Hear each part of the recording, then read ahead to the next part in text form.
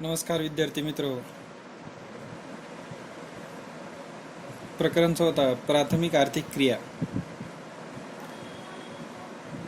या प्राथमिक आर्थिक क्रिया पाहत असताना मागील तासिकेमध्ये आपण प्राथमिक आर्थिक क्रियांचा अभ्यास पाहिलो. तर या प्रकरणातील प्राथमिक आर्थिक क्रियेतील शेवटचा घटक म्हणजे शेती हा आपण अभ्यासणार आहोत. या अगोदरील तासिकेमध्ये आपण शेती म्हणजे काय हे अभ्यासलो. तसेच शेतीचा अभ्यास करत असताना भूमी उपयोजनानुसार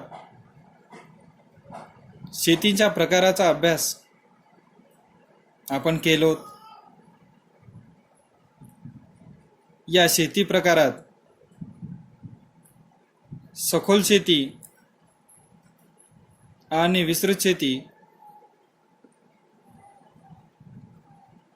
हे दोन प्रकार येतात. या दोन्ही प्रकारांचा अभ्यास किंवा या दोन्ही प्रकाराविषयी माहिती आपण मागील तासिकेमध्ये घेतलेला आहोत. आजच्या तासिकेमध्ये आपण शेतीचे उद्देशानुसारही प्रकार पाडण्यात आले. हे प्रकार आपण आजच्या तासिकेमध्ये अभ्यासणार आहोत. उद्देशानुसार शेतीचे दोन प्रकारात वर्गीकरण करण्यात आलेले आहे.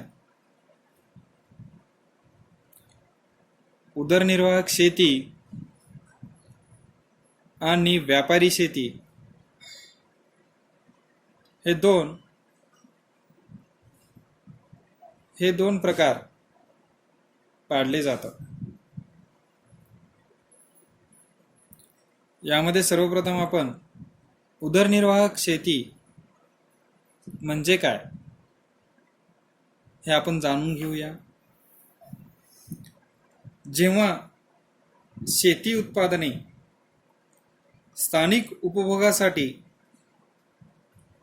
अन्न ही मूळ गरज भागवण्यासाठी घेतली जातात, त्या उत्पादनाची विक्री केली जाते नाही, तेव्हा त्या शेतीस उदरनिर्वाहाची शेती असे म्हटले जाते. हे पहा विद्यार्थी मित्रांनो, जेव्हा शेती करत असताना त्या जमिनीतून पिकांचे उत्पादन हे आपले उदरनिर्वाह भागवण्यासाठी घेतले जाते, त्या शेती पद्धतीस उदरनिर्वाहक शेती असे म्हटले जाते. म्हणजेच मानव आपले उदरनिर्वाह भागवण्यासाठी या शेती पद्धतीचा अवलंब केला जात असलेला. या शेतीतून मानवाने अन्न ही मूळ गरज भागवण्यासाठी या शेती पद्धतीचा अवलंब केलेला आढळतो. या शेती पद्धतीत प्रामुख्याने मानवाने गहू, तांदूळ यासारख्या पिकांचे उत्पादन घेतले जात असलेलं अन्न. या उदरनिर्वाहक शेतीचा अभ्यास करत असताना त्याचे 3 प्रकारात वर्गीकरण करण्यात आलेलं आहे. त्यामध्ये नंबर 1 आहे भटके पशुपालन, नंबर 2 स्थलांतरित शेती, नंबर 3 सखोल उदरनिर्वाहक शेती.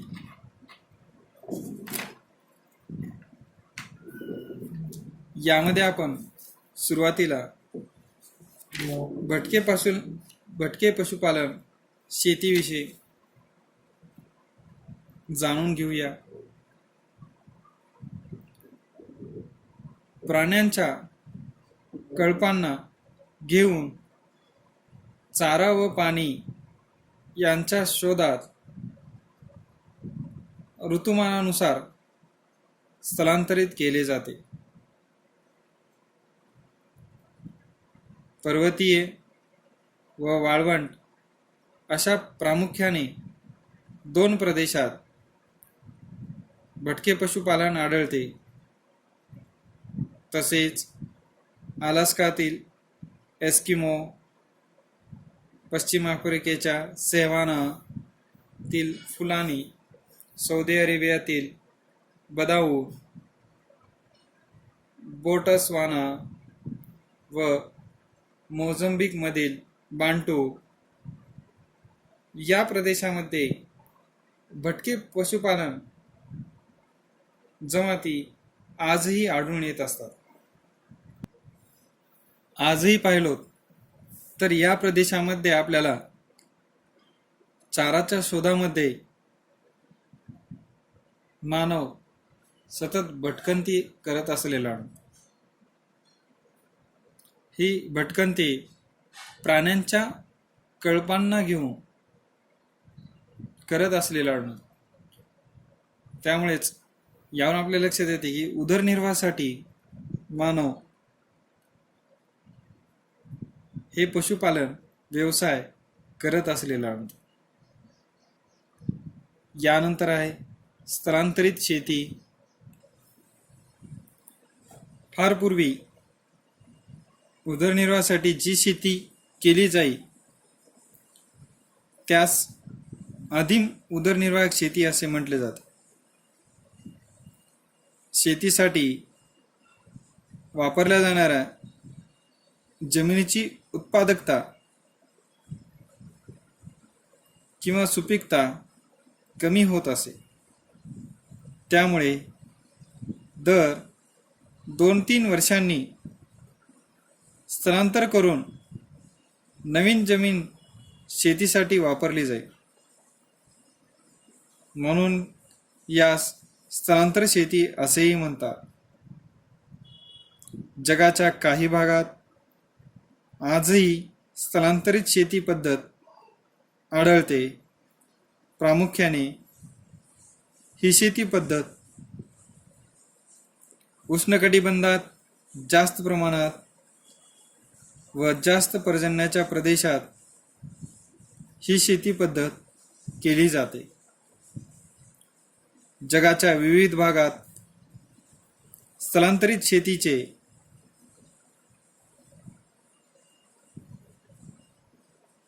प्रदेशानुसार आपल्याला वेगवेगळ्या नावाने ओळखले जात असलेले म्हणजेच मध्य अमेरिकेत मिल्पा,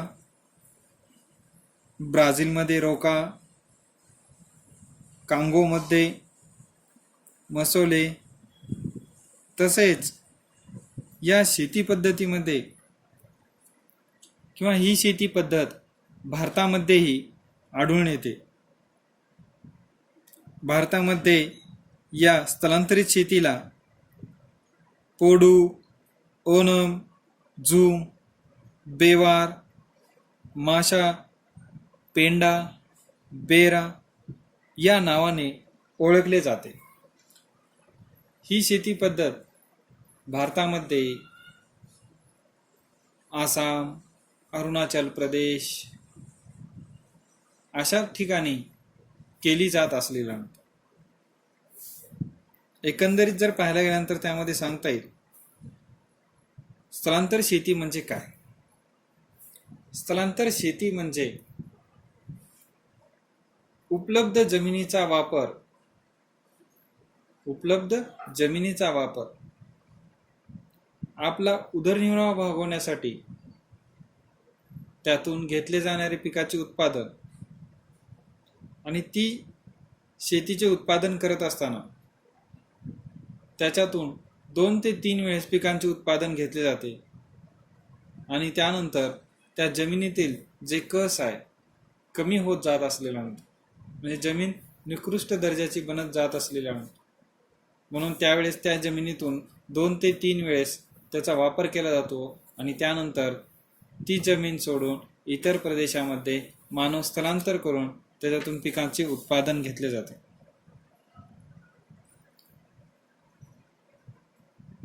एकंदरीत असं सांगता येईल स्थलांतरित शेती म्हणजे एखाद्या जमिनीचा वापर तेथील 2 ते 3 वेळेस पिकांचे उत्पादन करून ती जमीन सोडून इतर प्रदेशामध्ये स्थलांतर करणे म्हणजे स्थलांतरित शेती होय. स्थलांतरित शेती पद्धत करत असताना यामध्ये काही घटक किंवा त्याचे वैशिष्ट्ये आपणास सांगता येईल. जगातील मागासलेल्या जमाती, डोंगराळ भाग, वने, दुर्गम अशा प्रदेशात ही शेती केली जाते. या शेती पद्धतीत शेताचा आकार हा लहान असतो. अशा स्वरूपाची शेती जगात सद्यस्थितीला फारच थोड्या प्रदेशात केली जाते.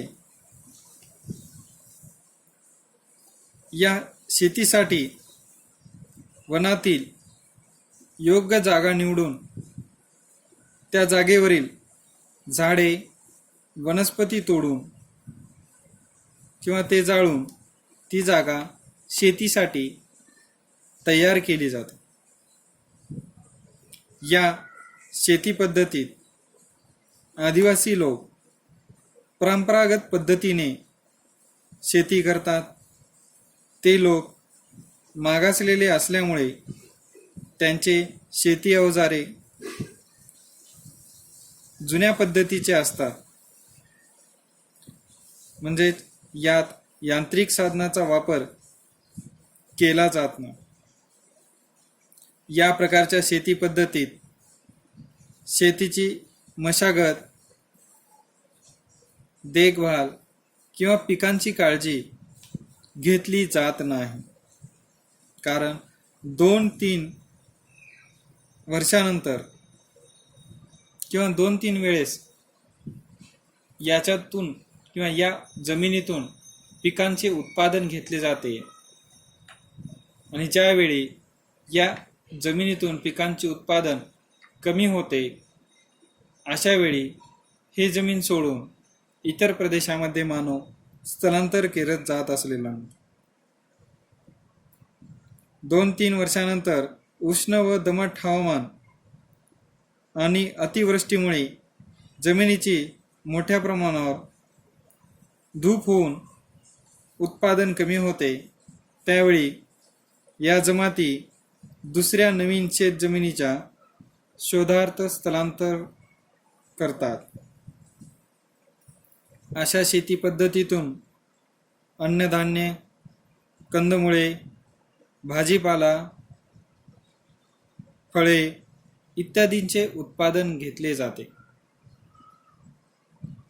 ही शेती मुख्यतः Brazil, Indonesia, Malaya, Philippines, Bharat, Sri Lanka, Africa, या प्रदेशातील दाट जंगलात केली जाते.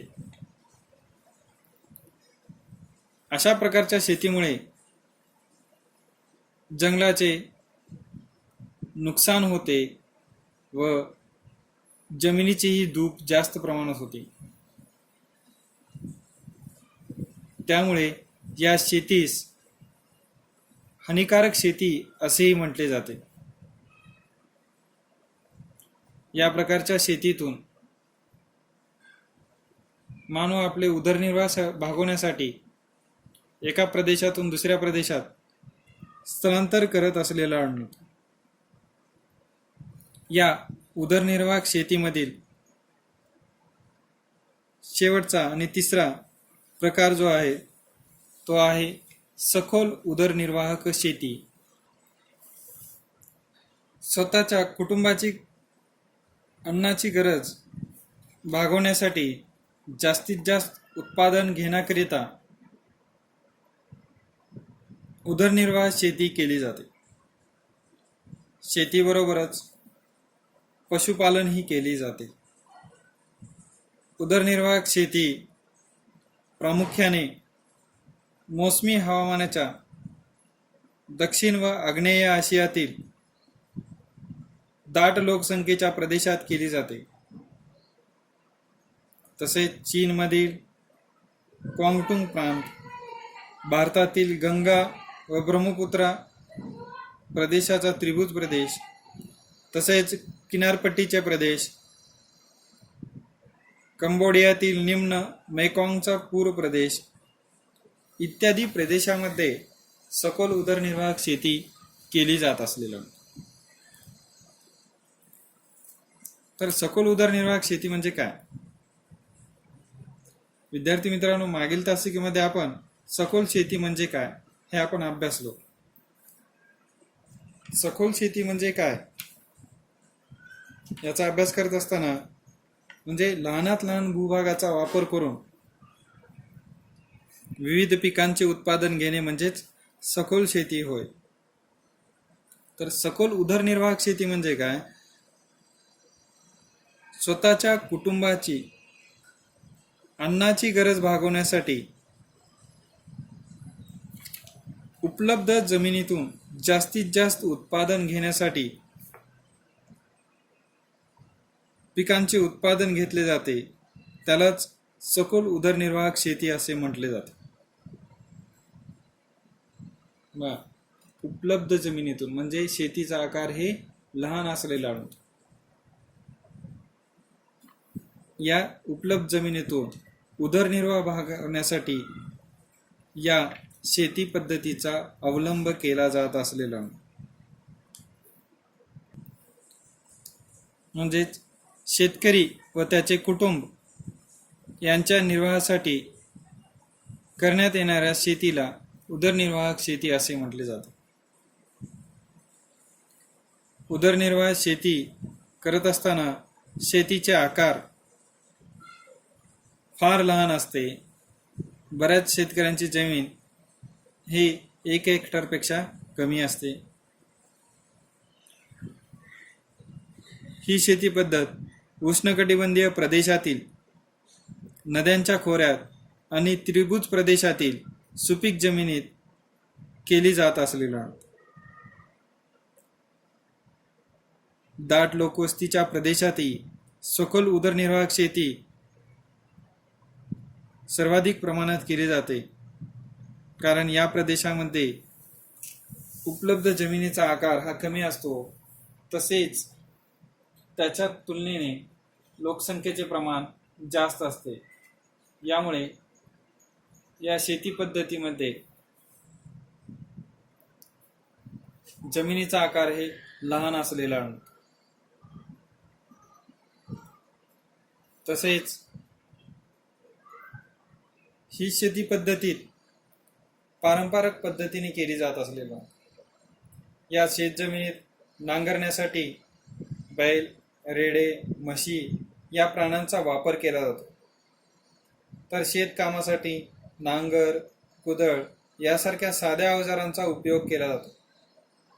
तसेच नैसर्गिक खताचा वापर करून जमिनीचा कस कायम ठेवण्याचा प्रयत्न केला जात असलेला उदरनिर्वाह शेतीमधून मिळणारे धान्याचे उत्पादन हे कधी कधी शेतकऱ्यांच्या गरजेपेक्षा जास्त असते. यामुळे शेतकरी हे धान्य स्थानिक बाजारपेठेमध्ये विकत असलेला यामुळेच याला उदरनिर्वाह शेती असे म्हटले जाते. ज्या प्रदेशामध्ये ही शेती असलेली आढळून येतात अशा प्रदेशाचा वाहतुकीच्या सोयी चांगल्या प्रकारे नसलेल्या आढळून येतात, म्हणून ही शेती पद्धत विकसित होत जात नसलेली आढळून येते. उदरनिर्वाह शेती पद्धतीमध्ये उपलब्ध जमिनीतून मानव आपले गरजा तर भागवत असतो, एवढेच नव्हे त्याच्यातून ते धान्य विकून उपलब्ध जमिनीतून जे उपलब्ध असणार साठा याच्यापेक्षा अधिक उत्पादन झाले तर ते बाजारपेठेमध्ये विकले जात असलेले आणतो आणि त्याच्यातूनच मानव आपले आर्थिक क्रिया भागवत असलेले. अशा पद्धतीने आपण उदरनिर्वाह शेती म्हणजे काय आणि त्याला अनुसरून उदरनिर्वाह शेतीचे प्रकार अभ्यासला आहोत. नंतरच्या तासिकेमध्ये व्यापारी शेती म्हणजे काय आणि व्यापारी शेतीचे प्रकार अभ्यासणार आहोत. धन्यवाद.